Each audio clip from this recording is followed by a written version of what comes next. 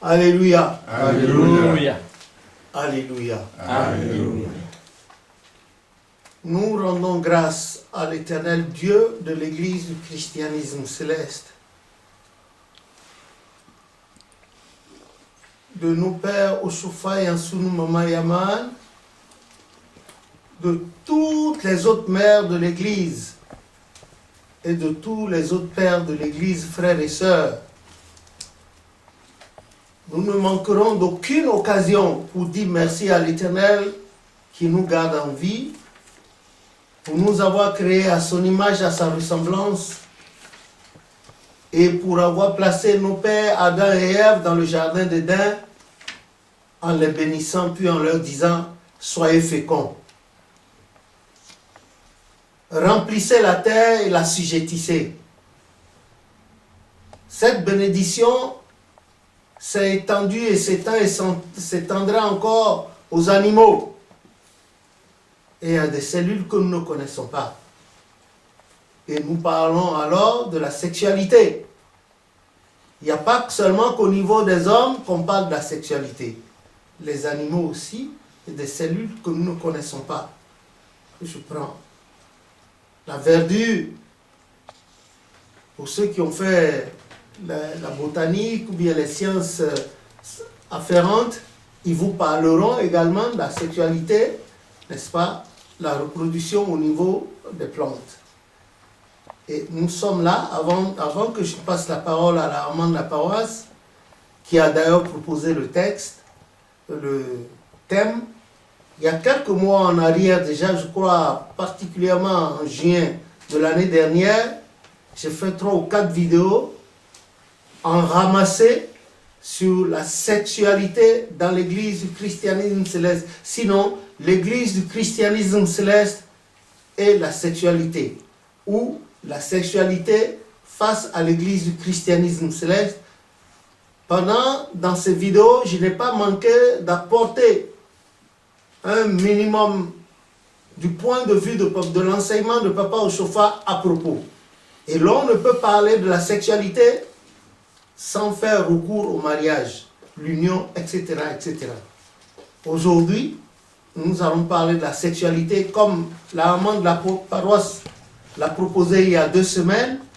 Nous allons en parler. Et surtout dans le cadre stricto sensu de l'église du christianisme céleste. Pas la sexualité vue en dehors de l'église et selon les autorités ou les législateurs d'un pays ou d'un autre. Tout en gardant en esprit que selon Romains 13, toute autorité est inspirée de Dieu. Nous voulons parler de la sexualité dans l'église du christianisme céleste. C'est à cet effet que je passe la parole à la maman de la paroisse qui a proposé le thème et qui aussi va dire quelque chose en attendant que le débat s'ouvre. Alléluia. Alléluia. Bon, aujourd'hui, nous parlons de la sexualité.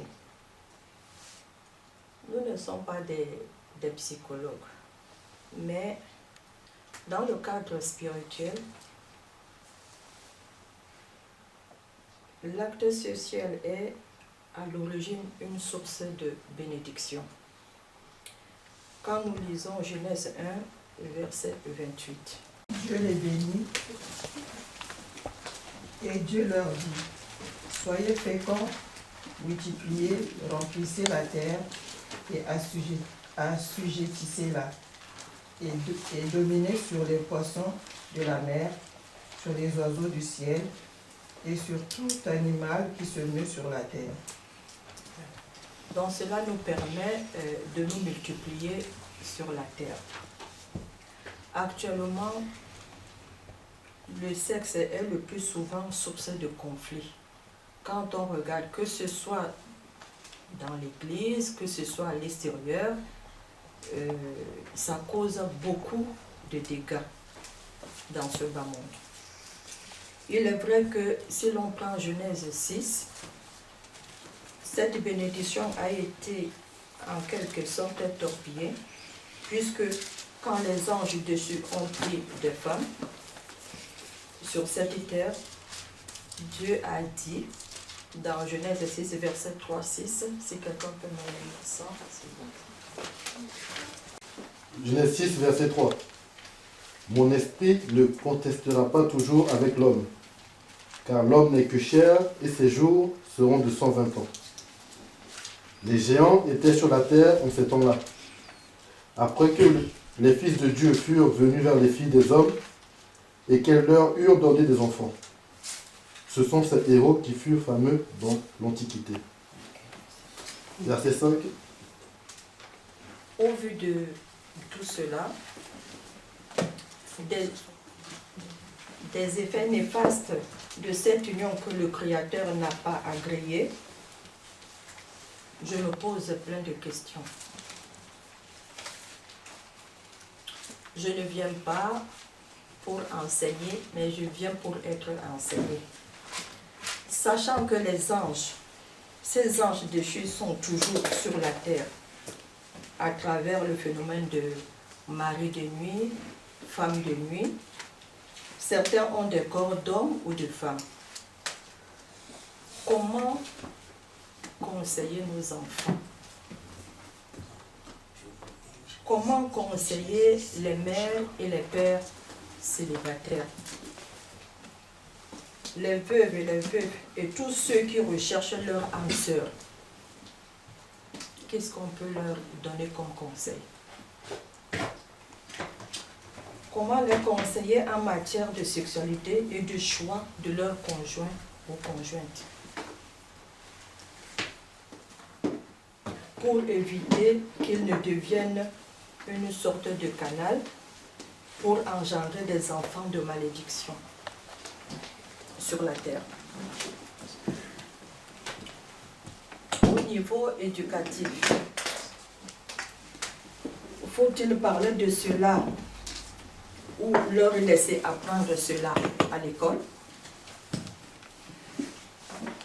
Comment lutter contre le phénomène des mères-filles et apprendre à nos jeunes de résister aux avances des uns des autres?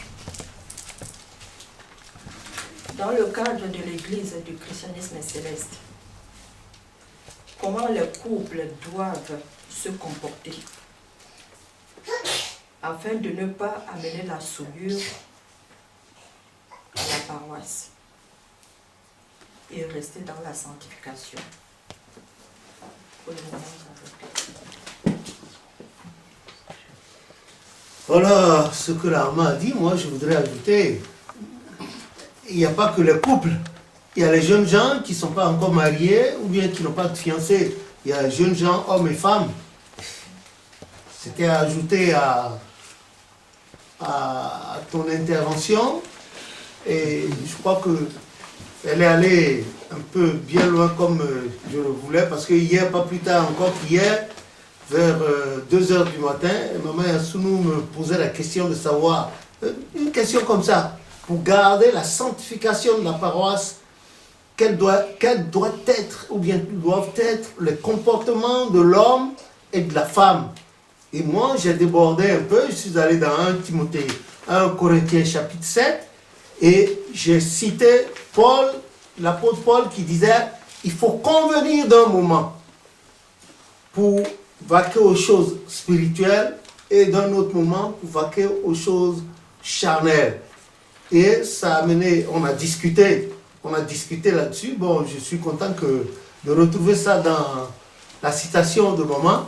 Et je crois que c'est très important. Voilà pourquoi je demanderai, bien sûr, l'avis de notre sœur Maëline et là-dessus. Pour compléter un peu ce que la maman de la paroisse a commencé par rapport sur la sexualité, parce que d'abord la sexualité, comme le définit la Bible, comme nous parle la Bible dans Genèse 1, c'est une bénédiction. Dieu nous a créés à son image et nous a bénis en demandant par rapport à la reproduction. À travers cette reproduction, comment l'homme aujourd'hui et la femme aujourd'hui se comportent, comment cette bénédiction est-elle prise, c'est-à-dire comment cette bénédiction que Dieu nous a donnée gratuitement, comment nous nous comportons avec cette bénédiction C'est-à-dire comment les hommes ont compris cette bénédiction. Voilà. Et parce que bon, quand on dit la sexualité, il y a la sexualité entre...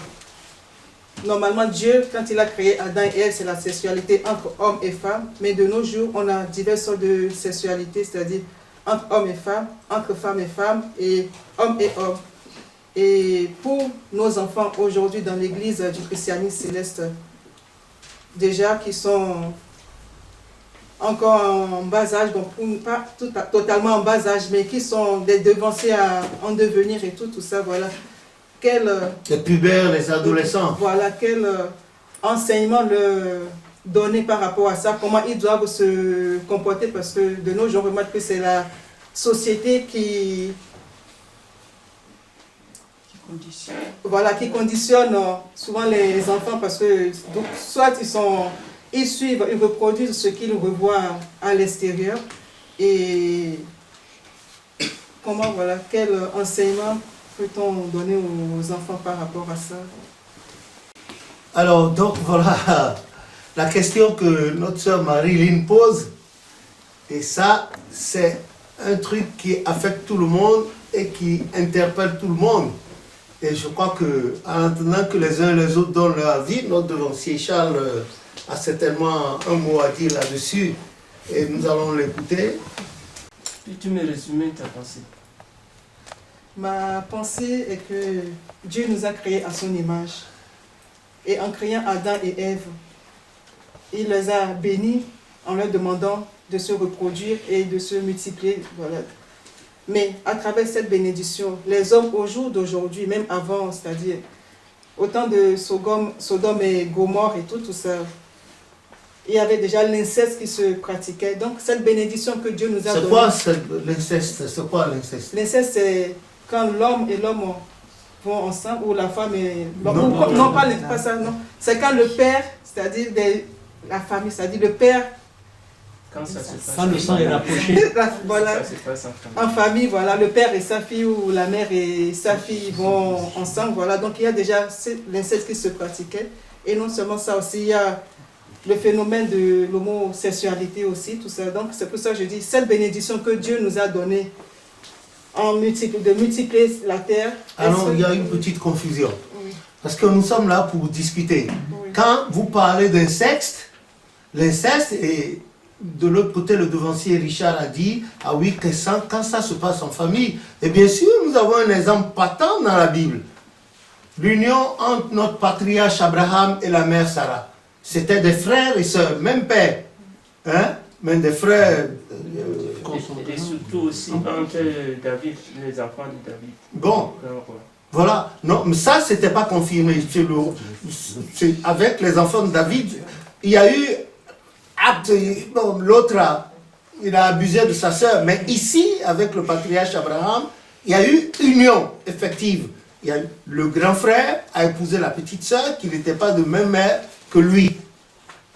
Oui, mais enfin, dans ce cas d'espèce, si je peux me... Non, j'ai voulu oui. ça parce que, tout simplement, je voulais que notre devancière, Maëline, explique correctement, tout en tenant compte de cela. Parce que nous ne sommes pas les seuls à pouvoir en parler. D'abord, aucun d'entre nous n'a fait ses études de sexologie. Nous parlons par empirisme. Donc, il faut qu'elle précise très bien qu'il n'y a jamais de règle sans exception. Parce que, dans le passé, il y a eu une histoire du genre, mais cautionnée par l'Éternel selon le plan de Dieu. Que le nom de l'Éternel soit béni. Je vous passe la parole. Vas-y, parce que tu voulais pas. Oui, ce que papa a soulevé là. Moi, je pense que l'inceste, ça se passe en famille. Ah non, ça c'est un bond en avant. On revient, nous parlons de la sexualité. Vous n'avez pas défini la sexualité. Non, vous n'avez pas défini la sexualité. Ça, c'est une partie de la sexualité. Mais expliquez ce que c'est que la sexualité. Dans le mot sexe, radicalement, on a le mot, dans la sexualité, nous avons radical sexe. Qu'est-ce que c'est? La sexualité, c'est un... disons que c'est des actes d'union entre une femme et un homme. Que ce soit un jeune homme ou que ce soit marié. Que ce soit dans l'église céleste ou en dehors de l'église céleste. Toute cette union entre l'acte de relation par l'intermédiaire des sexes d'où le nom sexualité. Bon, comment ça se passe? Donc, Dieu a donné à l'homme la possibilité de se reproduire. Ce que je suis content, c'est que j'étais dehors, papa a précisé, j'ai entendu la préciser le domaine. Mais je pense qu'on ne peut pas parler de sexualité seulement dans le cadre de l'Église céleste. Parce que la sexualité de l'Église céleste n'est pas autrement que celle de la sexualité générale. Moi, nous parlons ici dans le cadre stricto sensu de l'Église du christianisme céleste, parce que j'ai peur que les gens ne nous comprennent pas. Et j'ai dit que toute autorité a été inspirée de Dieu. Aujourd'hui, dans certains pays, les législateurs interviennent pour ça. Cela ne nous intéresse pas. Nous parlons du cadre stricto sensu de l'Église du christianisme céleste. Aussi, je continue. Et l'Église du christianisme céleste respecte les autorités tout en respectant ce que l'Éternel Dieu a dicté à Papa Oshofa pour son Église. Tout à fait. Parce que l'Église céleste n'est pas une union rebelle contre l'autorité. Donc, ils doivent tenir compte de la loi du pays où elle est installée, l'Église. Donc, je pense que dans l'Église céleste, pourquoi ce sujet est de faire des chroniques tout le temps, les chroniques célestes, hein? Bon, c'est parce que nous ne maîtrisons pas encore l'usage de l'obéissance à l'Éternel Dieu stricto sensu. Notamment, on ne peut pas parler de cela, de l'obéissance, des obéissances des célestes, sans omettre, sans dire que cette sexualité, cet aspect, bon, doit toucher, c'est-à-dire obéir aux 10 commandements. Bon, parce que dans les 10 commandements, l'Éternel Dieu parlait de quelque chose là-dedans. Donc, la sexualité dans l'Église céleste, c'est une déviation par rapport au rite, au dogme de l'Église céleste. C'est disons un franchissement de la limite suivant les révélations qui ont été données à Papa Oshofa. Bon, dans la mesure où, notamment, si je prends à vif le mariage, bon,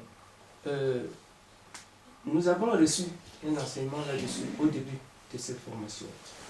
Bon, et cet enseignement nous amenait à dire que on ne peut pas, deux jeunes gens ne peuvent pas s'unir si d'ores et déjà,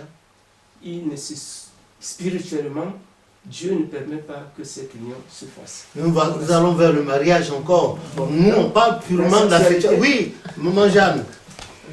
Dans l'Église du christianisme céleste, comme le thème est dit pour la sexualité, si on revient vraiment aux Écritures, c'est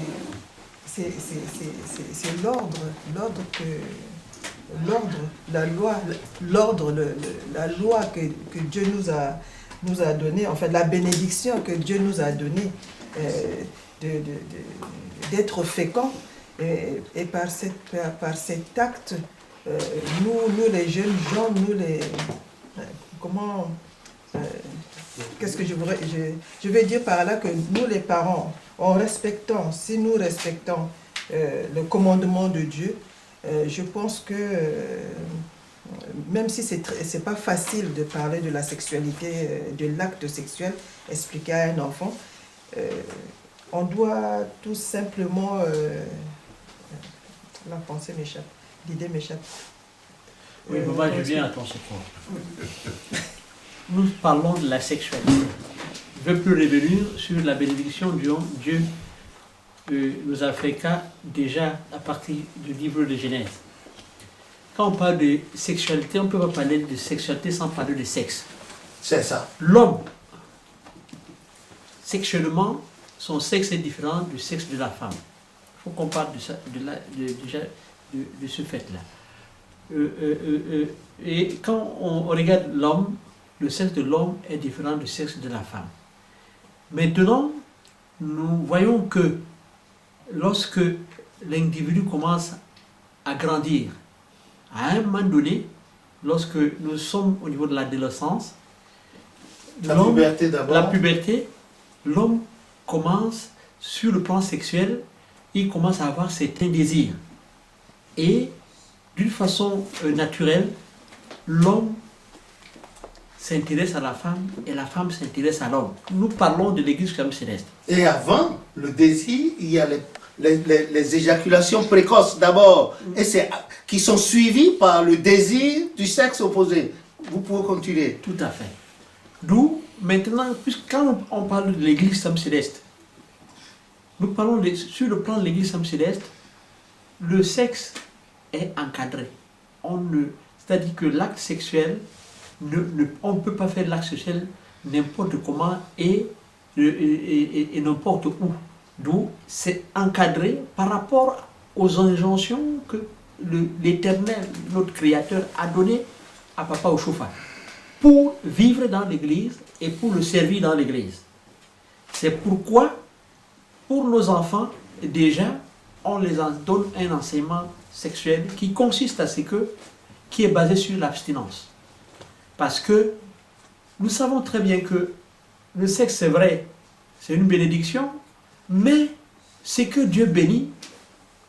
Celui qui est contre Dieu, c'est-à-dire que l'ennemi des hommes, lui aussi utilise la même bénédiction pour causer des torts aux hommes.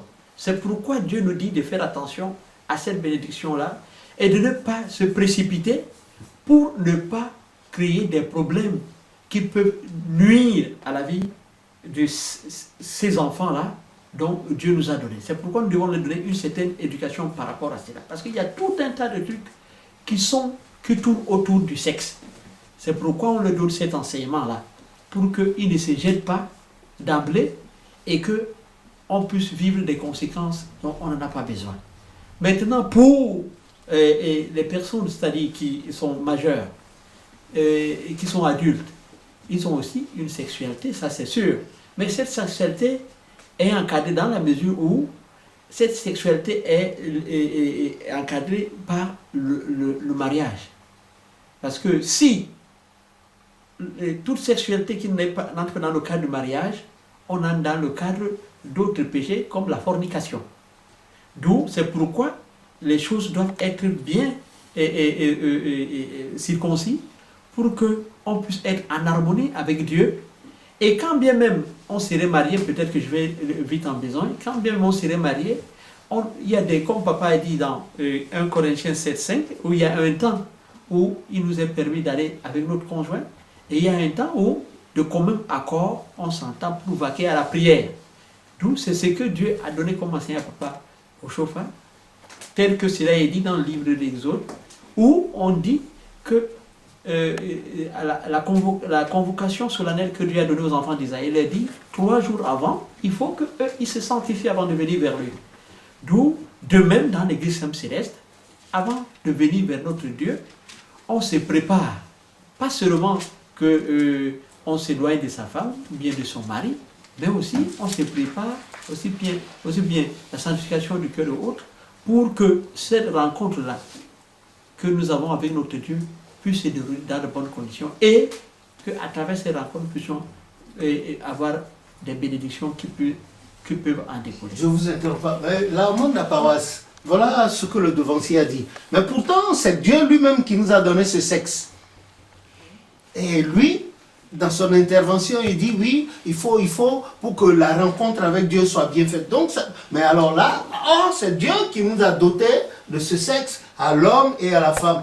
Et vous n'avez pas... Il faut expliquer. Vous avez dit le sexe de l'homme est différent. Il faut parler de la morphologie physique de l'homme et de la femme. Comment ça se passe? Il faut expliquer. Parce que il y a des gens comme moi qui ont besoin de preuves pour comprendre. Vous imaginez, avant que celui-là ne devienne, ou celle-là ne devienne chrétien céleste, qui avait un comportement, disons qu'il n'a jamais reçu des trucs, lui ce qu'il sait, il sait qu'une femme est là, il a un réflexe. Il va vers la femme aussi, la jeune fille aussi a un réflexe. Ils ne savent rien. Mais il faut expliquer, parce que les gens vont nous écouter. Et donc, il faut expliquer. Voilà pourquoi je voudrais bien que la maman de la paroisse prenne vivement la parole pour expliquer, puisque c'est elle qui a proposé et que les autres lui viennent en aide. Oui, la maman a la parole. J'ai proposé ce thème-là justement pour que je sois enseignée. Il y a beaucoup de choses que je ne maîtrisais pas au niveau de la sexualité, surtout concernant les enfants. Parce que tantôt, j'ai bien dit que qu'est-ce que je peux dire, qu'est-ce que je peux conseiller aux enfants sexuellement parlant. Bon, pour ce que papa a dit là, bon, au niveau du sexe, on sait que le sexe de l'homme est dehors et le sexe de la femme est à l'intérieur. Maintenant, il y a, bon, Dieu a créé ça, il a béni, mais à travers ça, quand on voit tout ce qui se passe maintenant, dans notre église, je parlais déjà dans notre église, on voit que le sexe est devenu une source, comme je disais tantôt, une source de problèmes. Les gens font de n'importe quoi, rien n'est maîtrisé et personne ne respecte. Et ça nous amène encore à la sanctification. Donc ça fait que j'ai souhaité ce thème-là pour que tout le monde, nous tous, que nous comprenions que le sexe n'est pas comme un jouet qu'on doit utiliser n'importe comment, n'importe où, n'importe comment. Parce que Dieu a donné des règles en bénissant cet acte-là. Est-ce là le point de vue du devancier Diaki Michel? Ce test-là, comme je le vois, c'est un grand test. Thème. Un grand thème. Et puisque nous savons que tout ce que l'Église céleste avance dans ses lois et recommandations ne sont pas hors de la Bible. Et si je veux résumer ce thème, c'est-à-dire la sexualité, comment Oshofa l'a présentée dans son Église. La sexualité, comment elle doit se pratiquer principalement à l'Église. Pourquoi on met l'accent sur la sexualité? La sexualité qui n'est qu'une bénédiction, cette bénédiction peut devenir une malédiction si c'est mal pratiqué. C'est ce que... Et pour qu'elle soit bien pratiquée, qu'est-ce qu'il faut faire? Il faut suivre les règles et qu'a reçu Papa Oshofa et nous a transmis. Une par exemple. De se sanctifier pour aller vers Dieu, par exemple. Oui, là, oui. Bon, moi, ce que je veux dire par rapport à, pour en résumer un peu, pour qu'on puisse avancer dans le débat, c'est que la sexualité est basée sur des désirs, des besoins physiologiques. Ces besoins physiologiques sont là, aussi bien chez la femme et chez l'homme. Mais il est vrai que chez l'homme, c'est beaucoup plus, dans le temps, hein, c'est beaucoup plus visible que chez la femme.